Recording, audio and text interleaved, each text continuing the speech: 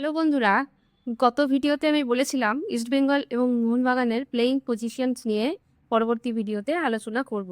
কিন্তু তার আগে আমার মনে হলো একটি ছোট্ট ও গুরুত্বপূর্ণ ভিডিও আইএসএল নিয়ে করা দরকার। কারণ আইএসএলে তিনটি বড় দলই খেলে। তবে যারা আগের ভিডিওটি দেখোনি তারা এখানে ওপরে আই বাটনে ক্লিক করে আগে ভিডিওটা দেখতে পারো। তবে কথা দিচ্ছি পরবর্তী ভিডিওতে আবার আলোচনা করব প্লেইং পজিশনস নিয়ে। কিন্তু তার আগে আমি দুটো ছোট্ট আপডেট ট্রান্সফার নিউজ নিয়ে দেব।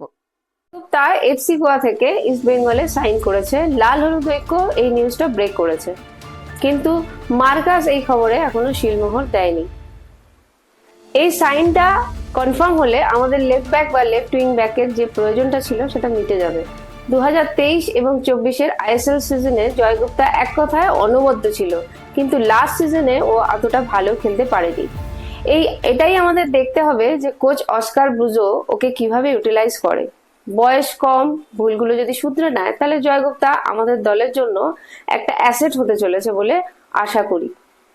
যেহেতু এটা এখনো অফিসিয়ালি অ্যানাউন্স হয়নি, আমাদের ওয়েট করতে হবে। একটু মজা করে বলা যায়, জয়গুপ্তা আসছে দেখো খেলতে লেফট ব্যাক, এখন ভেবে দেখো দেখি কে হবে স্যার। কিয়ান নাসিরের হোম কামিং হতে চলেছে, এই নিউজটা এনবিএফটি আগে ব্রেক করেছিল। কিয়ান আসায় এনবিএসজির দুটো জায়গায় ব্যাকআপ হিসাবে ট্রাই করতে পারেন হোসে মলিনা। মনবীর সিং এর natural backup as right winger অথবা সাহালের ব্যাকআপ হিসাবেও ভাবা যেতে পারে। সাহাল ইনজুরি প্রোন বলে ওর বদলি হিসাবে ভাবাই যায়। এইটা নিয়ে আমি পরের ভিডিওতে ডিসকাস করব, তবে অফিসিয়াল কনফার্মেশন কিয়ানের ব্যাপারেও নেই। কিয়ান নিয়েও একটু মজা করি। হোম কামিং করলো কিয়ান, প্লেয়ার নয় যে সে, দেখতে হবে মানু না সাহাল কার ব্যাকআপ হয় শেষে।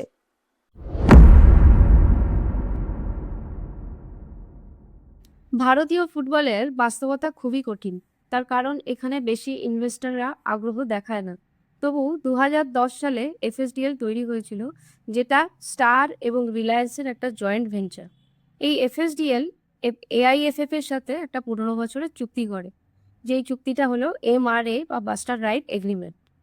কিন্তু এই চুক্তিতে কি ছিল? এই চুক্তিতে ছিল যে এআইএফএফ প্রতি বছর 50 কোটি টাকা করে পায় এবং সেই টাকা তারা আই লিগ এবং আই লিগ 2, আইডব্লিউএল বা অন্যান্য টুর্নামেন্ট চালাতে খরচা করে।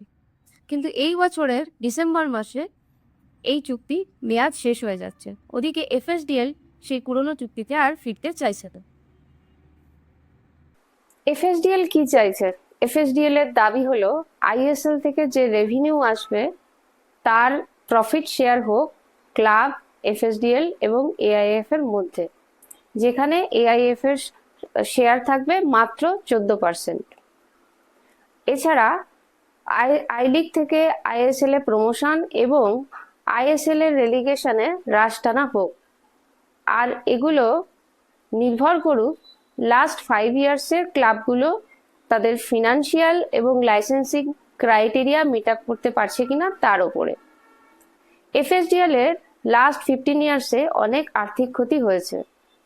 অ্যাডমিনিস্ট্রেটিভ দিকটা শুধু এআইএফএফ দেখে, ফিনান্সিয়াল দিকটা এফএসডিএল এর ওপরে। এমন অবস্থায় ইনভেস্টররা চাইছে না যে রেলিগেশন চালু থাকুক। তোমরা যদি খেয়াল করে দেখো, গত মরশুমে হায়দ্রাবাদ এফসির ইনভেস্টররা ছেড়ে দেয় এবং ওরা অনেক কষ্ট করে আবার ইনভেস্টর জোগাড় করে। মোহামেডানের ইনভেস্টর এবং অফিসিয়ালদের মধ্যেও দ্বন্দ্ব দেখা যায় লাস্ট আইএসএল চলাকালীন। এই সমস্ত কারণে যদি ইনভেস্টররা ছেড়ে দেয় তাহলে ক্লাব এবং আইএসএল এরই ক্ষতি। এদিকে এএফসির নিয়ম অনুযায়ী দেশের সেরা লিগের রেলিগেশন এবং প্রমোশনের নিয়ম বাধ্যতামূলক। তাই এআইএফএফ এখন দোটানার মধ্যে পড়েছে, তারা এএফসি কে কিভাবে মানাবে।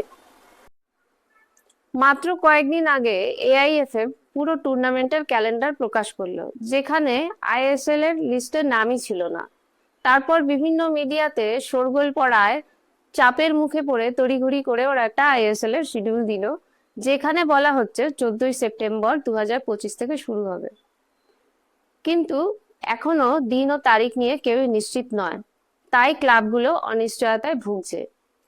সেই কারণে সামার ট্রান্সফার উইন্ডোতেও ট্রান্সফার নিয়ে আলোচনাটা থমকে গেছে, আর ক্লাবগুলো জল মাপছে যে জিনিসটা কোন দিকে গড়ায় তারা সেইভাবে স্টেপ নেবে।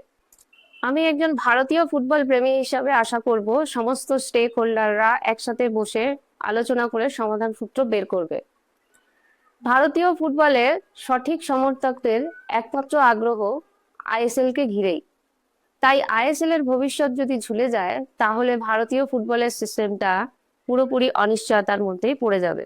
যদি আইএসএল দেরিতে শুরু হয় তাহলে কি হবে? ধরে নেওয়া যাক আইএসএল 1 মাস পরে, মানে অক্টোবরে শুরু হবে।